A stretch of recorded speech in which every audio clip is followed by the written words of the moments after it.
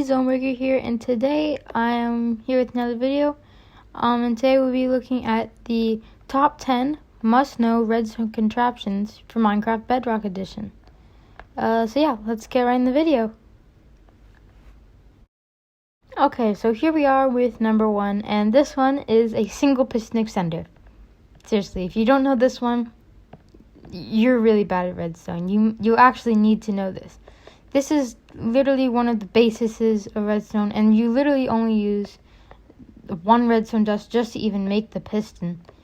You can't even, there's literally no redstone except for this one lever. So if you don't know how to do this, you should just give up on redstone, honestly.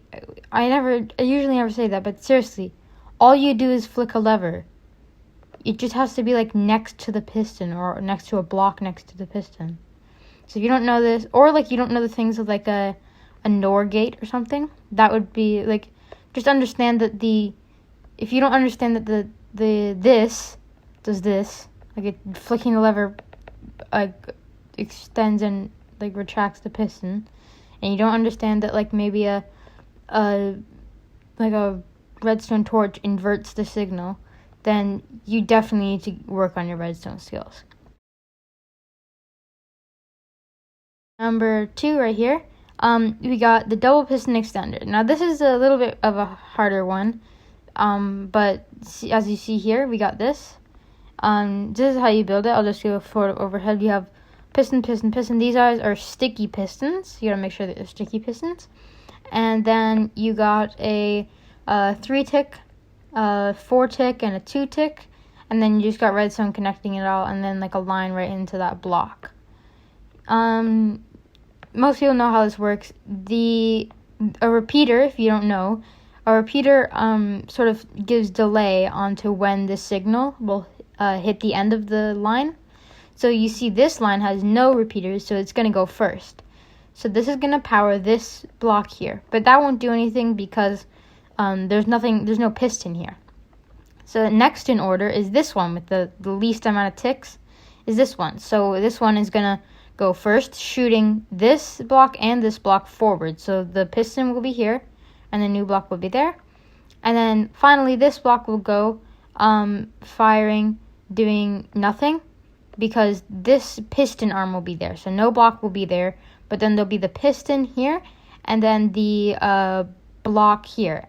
But since this area is being powered and the piston is now here, you get a second extension. So you see it goes once, and then since this is here, you get a second extension. Now on the retraction, it's the exact same thing. So the thing with the least amount of the repeaters, or the least amount of delay, goes first. So this one's going to retract first, just pulling this block here. Then this one, which pulls just the piston. So it pulls this arm back and this piston back. But it leaves this cobblestone block right there. But that's what this system is for, because it goes last, firing this piston again to go grab it. So watch really carefully. You'll see this block get pulled back, then this piston get pulled back, and then a little grab from the piston to pull it back. See there? Up, up. Because that happens because the reason that it grabs it and then pulls it away is actually because by the time it gets back there's still a little bit of delay of it actually being on. So it's on for a second, so it extends and then turns off. And then this is a more simpler one, but it uses honey blocks. So you gotta make sure you have an immovable object here, like maybe some terracotta or a obsidian, but flick the lever and it fires. So this one gets activated first, but it doesn't happen because there's usually nothing there. There's nothing supposed to be there. And then this one fires, moving this one into the position so that it can be activated. And then does the same thing again. This one retracts first, and then this one retracts the second time. The reason that this is easier is because the slime blocks stick to each other, so you don't need to do any of like the grabbing it back anymore. But yeah, that's number 2. On to number 3 is a T flip-flop, or whatever you want to call it. It pretty much turns a button signal into a lever signal. So this is a system for if you are earlier in the game and you don't have if you don't have quartz or something. This design was not made by me. I found it a long time ago on YouTube. I'll try to leave a link in the description, but I'm not 100% sure if I'm going to be able to find it. But it's actually very genius, and it uses locking repeaters, which I don't have time to explain. But still, you press this button, which powers this, locks this repeater, and unpowers this, which unlocks this repeater. This signal then activates this repeater, but this repeater is locked. And then it does the signal goes through, and it changes but locks this repeater again, because this thing is stopped now. This repeater locks, this one unlocks, sending the signal through.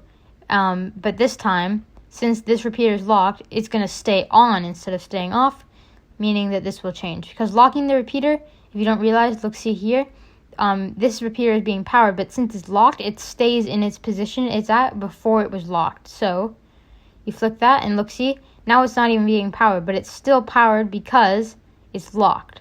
And you lock a repeater by sending a signal into the side of it. But yeah, so you press the button and it makes a lever. It's almost as if it was a lever. Pretty useful. And then this is the second design. This one uses hoppers and dispensers. It's the most popular design, but it's a little bit more expensive. So you have one dispenser, or dropper, facing down. You also got one facing, it's facing like into this dropper, so like its little mouth is, like I'd be looking at this little mouth right now. And then this one is obviously facing up. And then we have a hopper running into this one here. And then we have a comparator on the outside. So all you gotta do is you gotta power this bottom right one. You power a button here, and turns off. Push the button again, turns on. Pretty simple. It's much smaller circuit, so if you're building in creative, you might want to use this.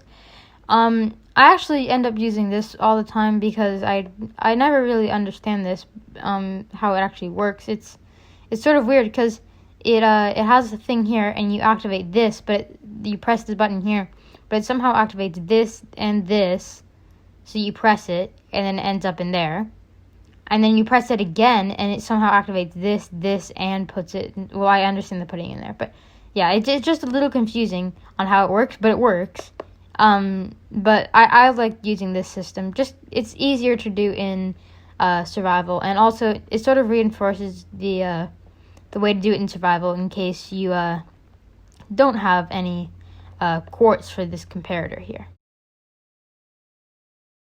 On to number 4 now. We got a 2x2 piston door, just a really basic one. Yeah, this is a pretty easy one to make, honestly. It just uses our single piston extenders from all the way from number 1. We got just some redstone dust underneath so the pressure plates will activate, running into a torch with a block and some dust on top of it. It just powers both pistons, and because of the torch being there, it's always closed, and then you step on it and it opens up. And the good thing about this door is you can actually sprint right through it without running into the door. It's really cool. And yeah. Okay, on to number 5. We got a 2x2 flush piston door. This one's a little harder.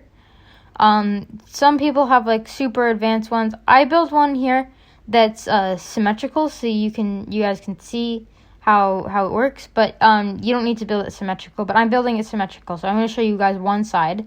So you actually see it's symmetrical in one way right down the middle.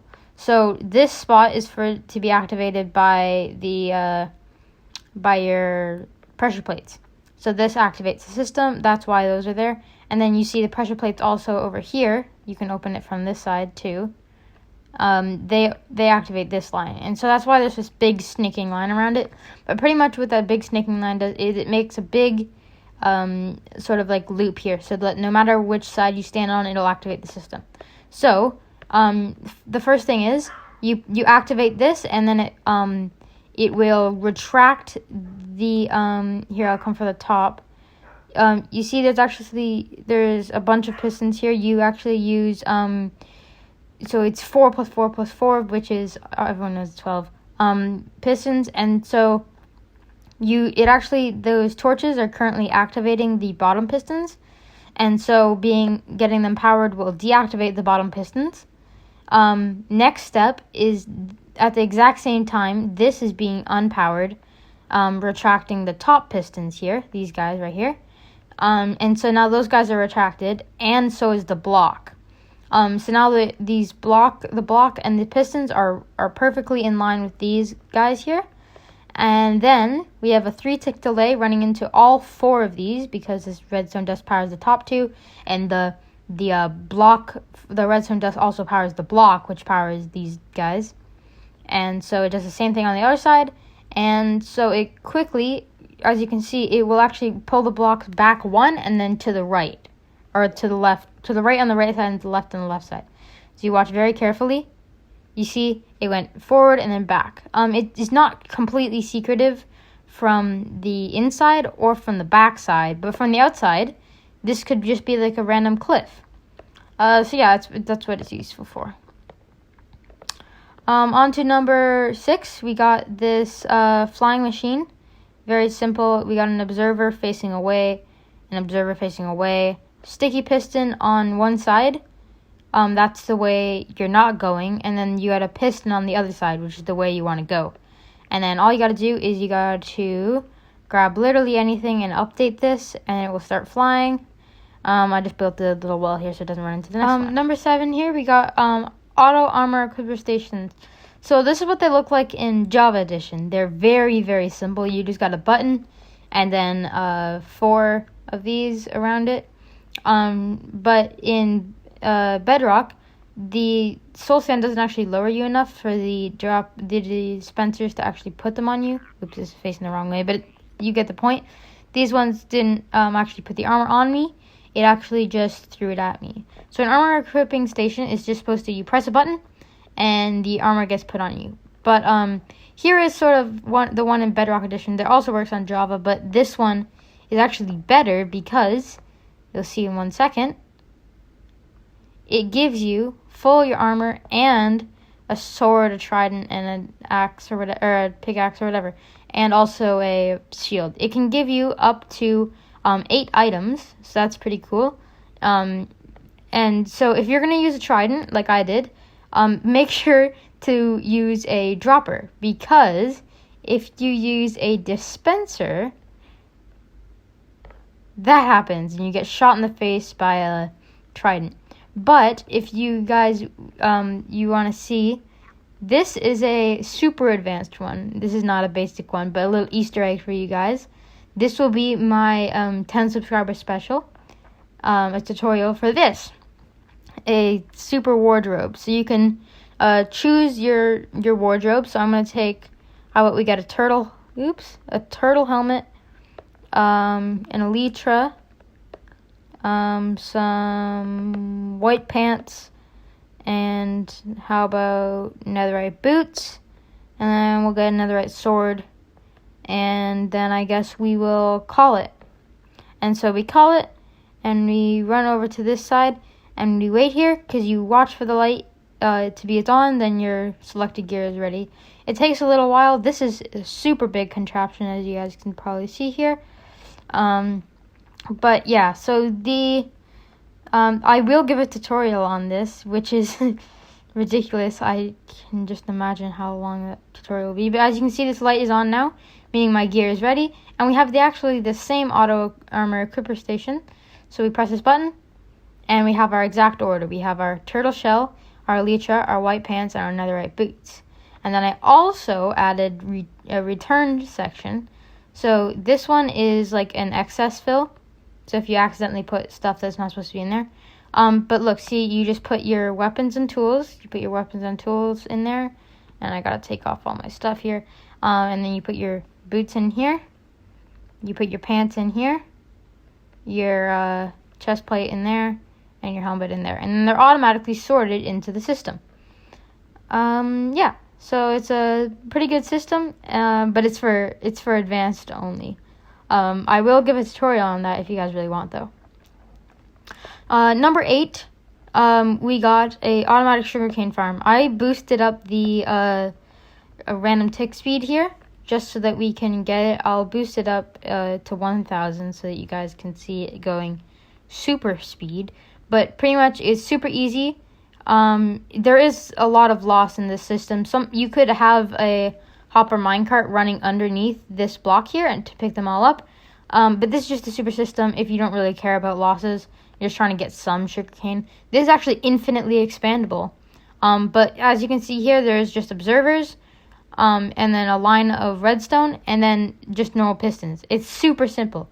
Those are the only redstone components. Observers, a line of redstone, and some pistons. It's super easy. There's just a bit of hoppers, and it collects a bunch. The number 9 here, we got number 9, is a auto smelter without a hopper minecart. So there's versions with hopper minecarts. This is the one I use for my creative world. It's not the completely most efficient, because some of them are getting lost in this, in the hoppers, stuck in the hoppers, see? That's just the excess. So they're just excess lost in the hoppers. But I use this in my creative world because I do /kill@E all the time, and it kills all of my hopper minecarts. So I use this hopper minecart list version here. And so all I do is, this is the input chest for our raw stuff. So I'll put some raw chicken in there. And then over here is our input chest for the fuel, right down here. I'll put the fuel in there. And as you can see, it's cooking all the chicken, cooking up nice, and it's evenly dispersed. So you got 4 here, 4 here, or well, now it's 5 in each. Now it's 6 in each, and it's pretty much perfectly evenly dispersed. There's like 1 or 2 off, but that's just because of the last ones. As you see, I was cooking chicken earlier. But it cooks it incredibly fast if you just watch here. Just wait for one second for the furnaces to all fire. There we go. We get a lot of chicken very quickly, and this is actually fully expandable up to the redstone line limit -2 because of here. But yeah, so it can go quite a bit, and you could just have a bunch of these in your thing, and then you could just smelt them instantly. Now, here it is, number 10, the one you've all been waiting for, the number 1 needed redstone contraption for you to know, for all basic beginners, is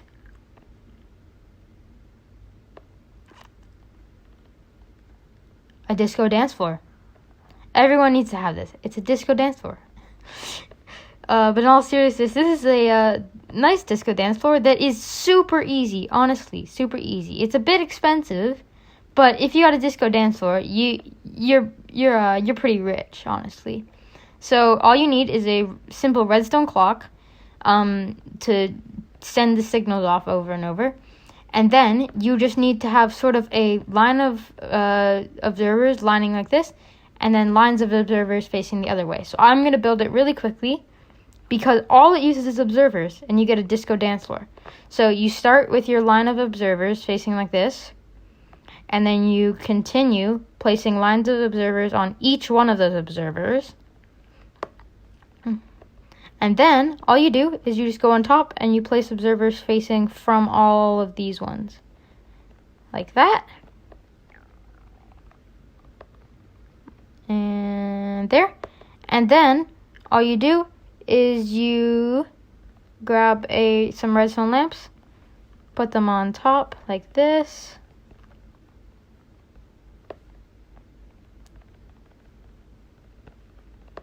There we go. And then you just grab this, this, and this, and we just make a little clock here right at the start. So I use I guess what that would be 16 tick delay. We do that, and then it just says this, and there we got a big disco dance floor. And this is actually infinitely expandable. You could have like 1,000,000 by 1,000,000 disco dance floor. It would probably crash your game, but yeah, you could do that. But yeah, this is sort of like a joke, 10. But yeah, so these were 10 basic redstone contraptions that every Minecraft Bedrocker needs to know. If you liked this video, make sure to leave a like. If you loved it, make sure to subscribe. If you have any recommendations, leave those in the comment section. And if you want to see that wardrobe thing over there, make sure to leave a like and subscribe. And at my 10 subscriber special, I will show a tutorial for this. I'm almost done my map for my next video, so be prepared for that. This has been Zonebreaker, and I'll see you guys in the next video. Bye.